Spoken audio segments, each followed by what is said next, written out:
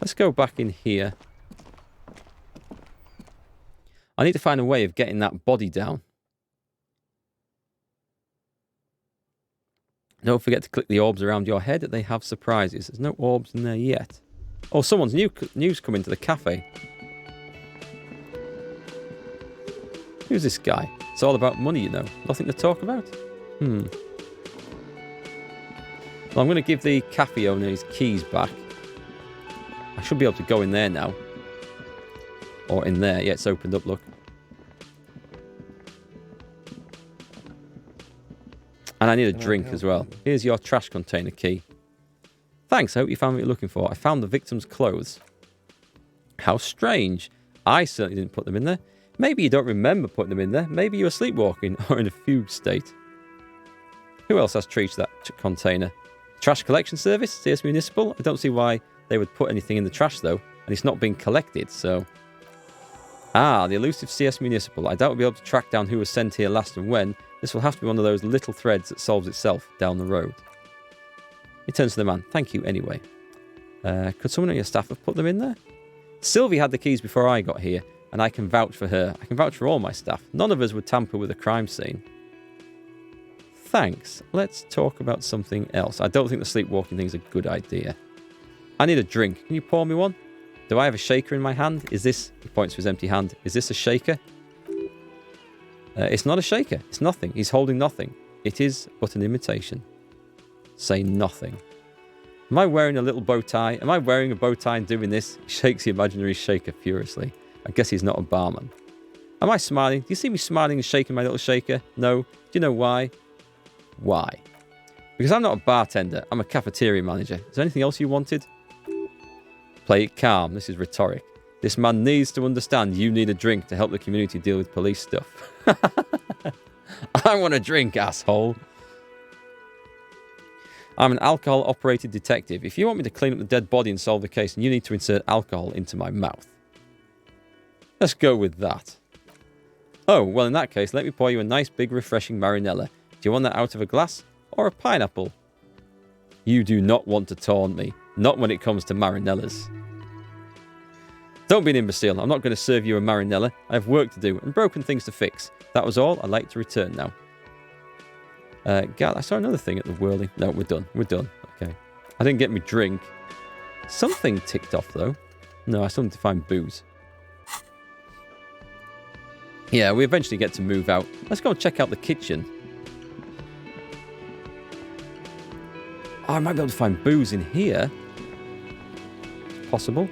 The dishes are drying. They smell of chemicals and pine trees. I can talk to the cook. Oh! Cash? I just robbed the place? An aroma of spices, alcohol, and tomato hangs in the air. They might have some spare wine. How am I going to pronounce that? Gorosy Kubek? A thin man is smoking below an exhaust hood, occasionally sipping from his mug. This must be the Whirling's cook. As you step in, he nods toward the table and says something in a completely foreign language. The only words you can make out are Gorosy and Kubek. Okay, it's definitely not his name. Whatever you do, please don't call him Gorosy Kubek. Please, it's not funny. Is this my logic trying to fool me? Hello, sir. Got time for a few questions? Well, the logic tells me to do this. The man puts his cup down and replies something, his left hand drawing arcs in the air. You've got some impressive pots there. He smiles and bangs his ladle against each of his pots in turn. Is this Swedish chef? It's almost like music, especially with the sounds of assorted dishes boiling and simmering on the stove. I don't think I need anything else. Stay masculine. Hang on. You've got some impressive pots there. Is that it? Oh, that's really disappointing. Is there nothing I can take? I was hoping he might offer me a smoke. Blue door. You see a heavy steel door with a prominent dimple lock. It's painted blue. You immediately feel drawn to the colour. Blue is for mystery. I wonder where this door leads. You do, says Kim. Lieutenant regards you with patient skepticism. It's a door in the back of the kitchen. Why do you care where it leads? It's part of the whirling in rags. There's something about this place that makes me want to know. Out of duty, we may find something pertinent to the investigation. Yes, I suppose it's worth seeing if we can get in, just to be thorough, as a side investigation. No, the door is a mega investigation. New task, explore the whirling secret passages. Hardly, says Kim. He looks at the door, then you. Anyway, Gart is the person to ask about this, the cafeteria manager. Try to push on the door. The door does not budge. Touch the door. The cobalt blue surface feels rough to touch. The stainless steel is door flush. Stainless steel is door flush. No, I am reading that right. Oh, stainless steel is door flush with its frame on every side. That did my mind in trying to read that bit. Old cobalt paint, rough on the fingers. 40, 50 years since this was painted, maybe. It's an old one then. Right then. I've got to say, the kitchen was a bit of a disappointment. And we can't go in there. We could wander off. Let's talk to this guy about the secret passage that he's got. Can I help you? So how about that money? Oh. Let's talk about something else. I don't mean to mention that. I saw another thing at the whirling. There's a mysterious blue steel door in the back of the kitchen. Oh, yes, that door, sure. There's nothing mysterious about it. It's just a door, he shrugs. Do you know what's behind it? No, I don't have a key. I don't know how to get there. And I don't care either. It's not like I've been wondering about it for 10 years. It's just the fritter warehouse, probably. Or some boring storage space with a bunch of old junk. And dust. Junk and dust. He runs his finger across the counter to check for dirt. He's attempting to maintain an air of indifference. It's absolutely not convincing. I think you'd like to know what's back there. Fine, okay, a little, he shrugs. But my job doesn't leave me time for wondering about one locked door in one of the cafeterias I manage. He keeps telling me about all these cafeterias he managed. It's just a clever shit. So I haven't opened it. I have cleaned the whole place 100 times over, though, after the animals, and I haven't found a key. So good luck with that. Let's go. Let's go and see if I can interview that person upstairs. Why didn't developers just released it as a book? It's so text-heavy. Very text-heavy. I wonder if there's bits later on that maybe aren't so much. There's someone upstairs I can interview. If... Knock again, much harder. She's still in there. Lieutenant gives you a quick glance. Try the hand. Nope. Leave. I don't want to go back into my room. I guess we go... Let's go and have a look down the street then. We need to find a way of getting that corpse out the tree. I can't climb it. I don't... Oh! I've got some tools. Chain cutters. No. We need something else. We need to find something else. I'm still missing a belt as well.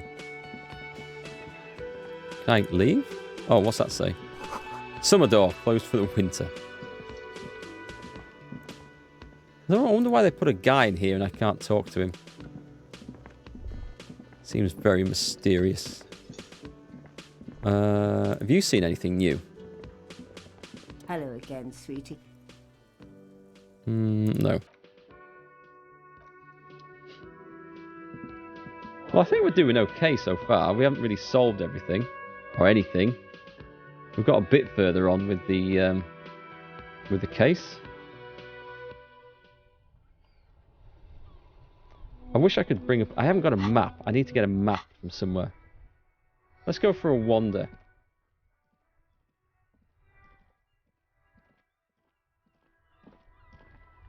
Got to keep checking my... Ah, okay. I'm going up the docks here. What's this thing? This book has a rose, a pistol, and a half-naked dame on its cover. Oh, it's a bookstore. On the cover stands a very muscular man surrounded by flames. And a dead end. Okay. I wonder if this is a bookshop that was on that... This is a book about pate. On that doorbell thing. This book, you don't really understand what it's about, nor does it seem important. A book about Boyodera culture. It promotes freedom and roaming upstream. Book about the future. The government reads your mind using radio technology. Yes. Let's talk to... Oh, I'm going to the bookshop. Hello, sir. Step Annette. right in. The store is open. A young girl with chubby red cheeks waves at you, smiling. Her nose is also red from the cold. Hi. Are you interested in a new and exciting book? What kind of store is this anyway? It's a bookstore, sir. We sell books, postcards, and some board games. It's called Crime, Romance, and Biographies of Famous People. Well, these might be useful. Encyclopedia. Whoa, whoa, whoa, whoa. Hold your horses, little girl. Challenging failure. What is a book? What is a postcard? Don't be ridiculous. I know all these things. You're fooling nobody. Don't you sass me. This is not to the girl. This is to myself. Sir, are you okay? You've been standing here silently for a while now. Yeah. Is it okay if I ask you some questions? Okay, sir. I'll try to answer any questions you have. I hope they're about books. Reading Stalker with Mark. Now that would be a nice dream. What's Stalker? Is it a book or is it a game? Okay. What's your name? My name is Annette, sir. My mom, her name is Pleasance. She owns the store. She's inside minding the register or organising the stock. The girl gazes at the window, then suddenly jolts, her eyes wide, as if recalling something. Feel free to step in and browse our wares. And you're standing out here in the cold because... I'm signalling that the store is open. She nods eagerly. Otherwise people might not know. They'd miss out on the crime, romance and biographies of famous people. I could help by brutally dismantling the free market. Such a good trooper you are, already learning the value of hard work. Pat her on the head. Thank you, sir. I'm happy to help Mom out with the store. She smiles and stands upright like a little soldier. Shouldn't you be at school? I do my studies at home at the moment. I have to help Mom keep this place running. What is school? Anyway.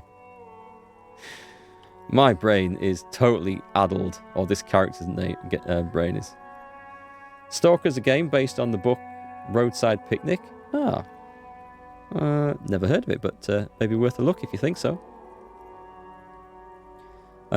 Isn't school going to be more important than this? Mom says it's necessary to do both because it builds character. Mom says a proper worker is dutiful. That's how you get ahead in life. You succeed. Composure. There is stress and unease behind these words. She's reciting etiquette. How's the business going? Mom says it's peachy.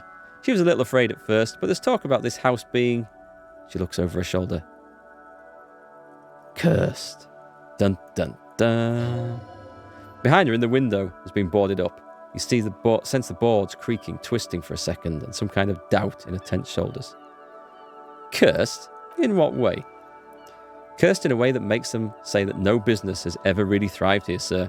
That they all go... She's looking for the right word. Ass up? She blushes. I wouldn't really say it like that, but I guess so. This sounds rather serious. I should probably look into this. Narrow your eyes and look through the creaking boards on the window. Kim. We can go into the bookstore and ask about the case, but I don't see much more to look into here. Lieutenant makes a note in his notebook. Yes, she chirps. Please do also look at our wares inside. The postcards and board games are there, sir. What do you know about the other failed businesses? Nothing really, sir. Mom doesn't allow me to sneak around in the back rooms or the cellar. Aha, there's a cellar. She looks a bit disappointed. I don't really know what's there. How does this curse manifest itself? It does not manifest itself, says Kim, in any way. It does not exist. I liked it better when we were talking about whether it's appropriate to stand out in the freezing weather. But Kim, the plasmic manifestations. No such thing. The lieutenant stands at your side, stern and serious. The girl looks back and forth between you two. Anything else you wanted to talk about, sir?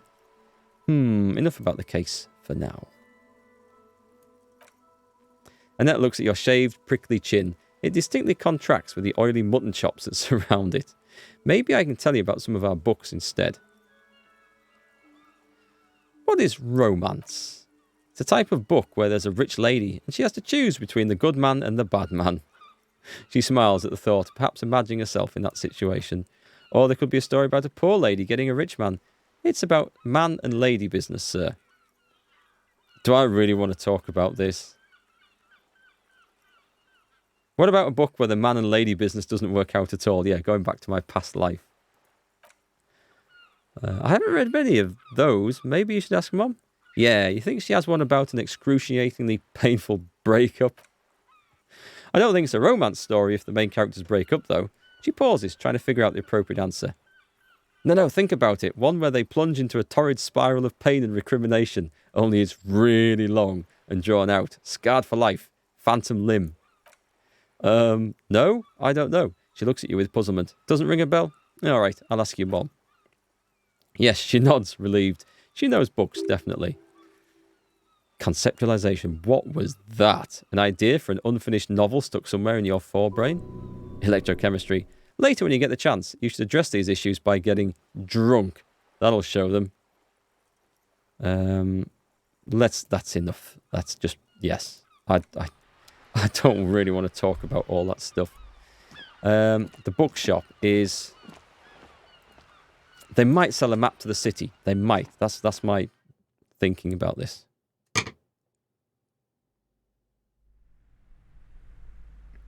Wait a minute. My thought, did it progress at all? Oh, it is. Lonesome, long way from home. And she's given me +1 encyclopedia. I've got another 50 minutes till it's fixed. We don't know what the solution is.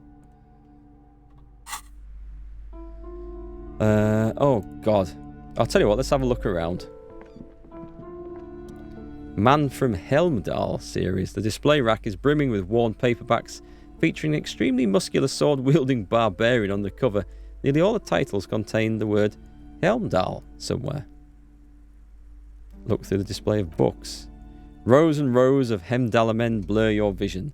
You make out some titles. Men from Hamdall and the Mammoth Riders. Man from Helm... Oh, my God. How many are there? Maybe 100? Right, enough. Enough. Pain threshold. Do any of these books call out to me? Success. A twinge at the back of your head makes you flinch. Your eye starts twitching. What is it? Your hand reaches toward a book with a glossy cover art of the very muscular man from Hemdall, in chains, kneeling in front of a staircase leading to a throne. A woman sits on the throne, leering at the man. Inland Empire. She's laughing at him, belittling him. Between the throne and the Hemdaller man lies a bonfire, casting shadows on the wall. The shadow of the woman's headdress looks like a pair of devil horns. The title reads, Man from Hemdall and the Devil Woman. Aren't all women devil women? Especially those leering types who seem to wear nothing but an armoured bikini. There's also some sort of snake lizard beast slithering around her abdomen, chest, shoulder region. It's symbolic of vice and sin. The display rack before you is burdened under piles of these books. Cost. I want to buy. Okay, if the game is going to go... I'm supposed to be here to solve a murder, not go flipping reading books and stuff. Let's try and get back to the plot on this. I really just want a map. Do you have a map? Old sports magazines? There's loads of stuff. The book collects the national recipes of Arda. I feel like I'm doing the wrong thing in this game at the wrong time. A mountain of board games. Look through the pile of Wirral-related items. And then there's a variety of source books, lore books, and codices littered the table. The topmost book is titled Welkin Compendium, 2nd edition. There's a large hardbound tome with intricate cover art, The Hunters of Katuak, Boreal Creature Compendium, and a Pick Your Path adventure game book titled Tales of Wirral, Cavern of Velkrag. Books in a board game section? Who wants to read books? I'm not really into all this binoclard stuff. Leave. Do you have a map? Just sell me a map. Please sell me a map. Welcome to Crime, Romance and Biographies of Famous People. My name is Plaisance. Plaisance, okay. Clarkson's a greeting. And please take responsibility for the energy you bring into this space. Oh, she sounds like a nutter. Before we go on, you seem to be well off enough. Can you give me some money? I feel like there won't be an opportune moment to ask later.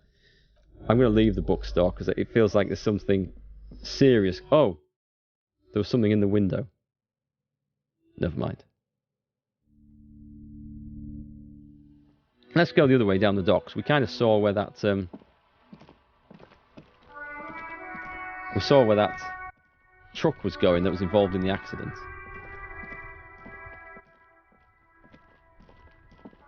That smashed out there and it drove off to the south, so maybe there's been a crash.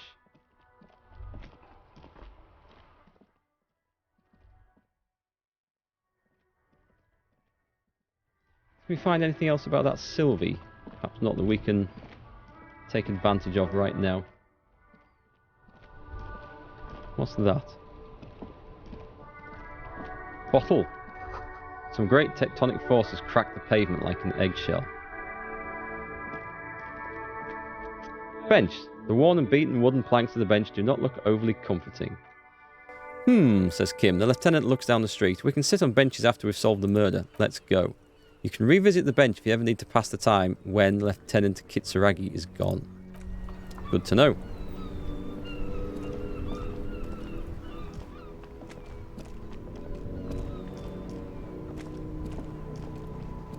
What's this thing? An ancient fountain. It doesn't pump water anymore. There's a tree in it. Is this a dead end? Doesn't look like it's presenting anything. What is that? Hang on, thinking something here. A sewer grate, a gateway to the river of filth. Useful.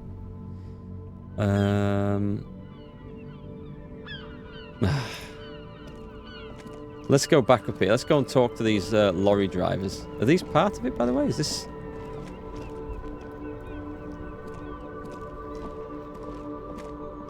I wish they would walk around a bit faster. Pile of clothes. There are clothes inside. Cheap second-hand clothes smelling of strangers' body odors. Don't be shy. These are premium class clothes. Good quality fabrics. Best retro design. Save the economy with your style, officer. You recognize me as a copper, then? Save the economy? That sounds off. What are you talking about? Haven't you heard, officer? We've got to be economically conscious. Recycle your cash, keep it in circulation, don't buy new things, buy eco. This doesn't make any sense. Why exactly does the economy need saving? Look around, officer. You see all these premium goods just sitting there, not getting bought? We've got to keep the flow of goods moving. Is this really the economy we want to leave to our children? But I don't have children, I think. Too bad, officer. Kids make it all worthwhile. Without kids, who's going to be around to enjoy the economy? Points at the clothes. Don't let me stop you. Open the box and browse a little. Let's see what's in the box. You find your hands deep in tattered and faded garments made from weird polyester blends that make your body itch and sweat in all the wrong places. Economical, but also trendy, the street vendor shouts. Look first hand. Buy second hand. Keep the economy moving. Find something worth salvaging from that pile of rags. Success. Something cold grazes your hand, synthetic and sleek. A windbreaker. Surf, it says, but also wind, summer, 100% waterproof, and sport, all in different typefaces. Good choice, officer. Mega sporty, and it's only $4.50 for you. Buy it. Okay, leave for now. Let's go and see what this... I've got a windbreaker. So I've got this disgusting jacket, which does have something. What's the other thing I've got? Clothes. It's shivers. It's -1 shivers. It's weatherproof. Composure. I think that's better. Let's see what I look like in this. Ooh, let's take them gloves off. By the way, I don't like them. I'll put them on when I need to. I've got a shell suit. Excellent. Composure. Hear that? Magnesium. That's what you're lacking. The lack of magnesium has you slouched. The magnesium levels in your blood are dangerously low. It's about the low magnesium levels and not the high alcohol levels. I knew it wasn't the alcohol. All the other things. Yeah, the other things. Long live the other things. Made you as strong as an ox, they have. So there's a lack of magnesium in me? Yes, and it's critical. Look at yourself. You're practically devolving into a fish due to the lack of magnesium in your bloodstream. I need to mag it up. You need to get so magged up. You've probably had 2 heart attacks and a minor stroke already, and the only prescription is insane amounts of magnesium. You're saying I need to become a magnesium-based life form? Oh, thought gained. Magnesium-based life form. If you want to live, you need to evolve. You need to ascend the carbon barrier. Go to the apothecary and buy insane amounts of magnesium. It'll reverse the damage to your circulatory system. I doubt that. Just remember, it's not the alcohol. Buy more of that too. Alcohol is not the problem. And it's certainly not the dextroamphetamine. Nor smoking for 40 years. It's a lack of magnesium and excess of coffee. You should stop drinking coffee. It wreaks havoc on your gastrointestinal system. That's my body telling me exactly what I need. And I think it's right. Have we talked to this guy? Found sneakers on a pedestal of speakers. You see two lovely defeated speakers. Thralls, slaves basically, perched atop them like conquerors surveying the land. Pair of fallen durable wear sneakers, Ultra Series. I can see you have a taste for luxury, officer. Can't keep your eyes off those sneakers? Inspect the sneakers. The design is impossibly sleek and simple. A futuristic silhouette with a sleek monochrome colourway, a jet black upper, and a silver lined midsole. Those sneakers, mister, the street vendor intones. Those sneakers are the latest Fallen sneakers. Super rare, super fine, super cool. Only 50 real. Ha! I have 465. Only? That's madness. Fallen Ultra, wear the future. You remember the slogan from some magazines? Inspect the speakers. These once respectable speakers have been conquered, reduced to a mere prop by the indomitable Fallen Ultras atop them. No, don't look at the speakers, officer. Look at the sneakers. The man points to the footwear. The sneakers are the stars here. What about the speakers, though? Doesn't anyone want those speakers?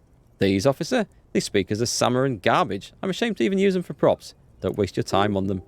Samaran trash? That sounds like they're from the Samaran People's Republic, produced under the dictatorship of the proletariat. Can't I just buy the sad conquered speakers?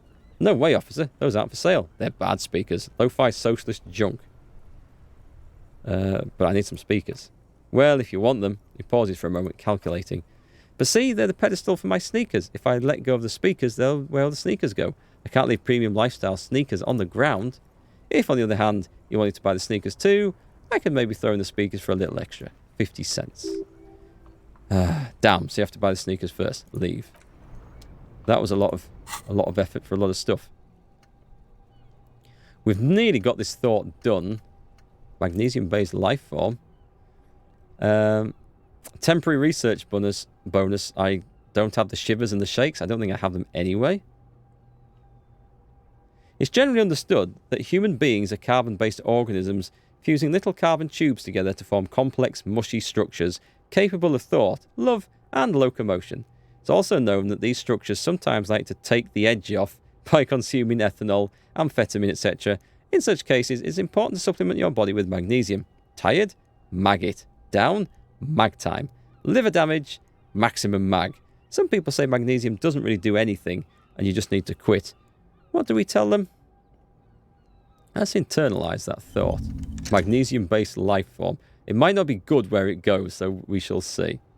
Why is there voice acting sometimes and sometimes not? It's super inconsistent. Yeah. Yeah, tell me about it. It is kind of annoying. Not as annoying as it was in Outward, where I just had to turn the voice acting off altogether.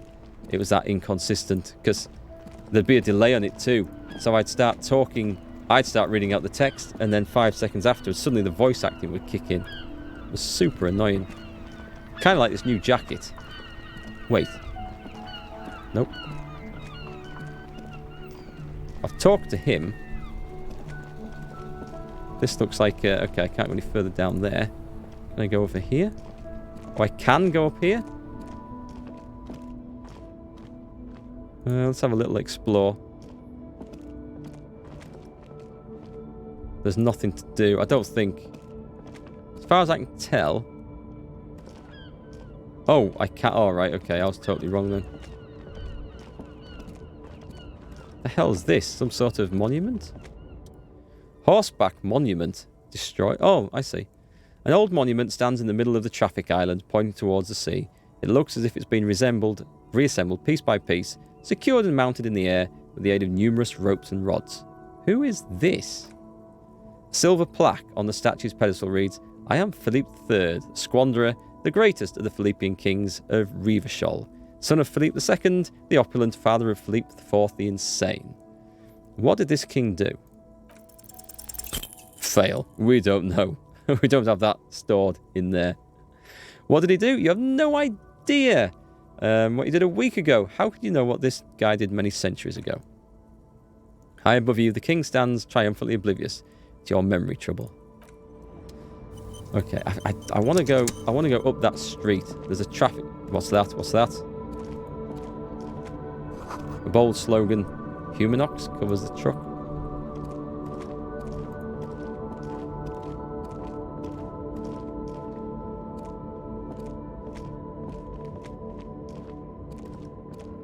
I'm not too sure what to make of this game just at the moment. I'm enjoying it. I maybe need to relook at some of the clues I've got. I need to figure out how to get that corpse down. I need to find my badge and gun. I need to find some money to pay this guy off with. Aha! Ooh, a bookseller? Jump Jams, a popular music mag. A glossy magazine, most able-bodied men. This issue hosts a top 10 list. Welcome to Revachol. Oh, that's it, okay. A racist lorry driver. Welcome to Revachol, announces the rotund man. The remark isn't addressed at you, it's addressed at Kim. Why are you addressing my partner like that? Don't you welcome to Revachol me. My grandfather came here from a 3,000-year-old racist isolationist culture, while your ancestors came to this island a mere 300 years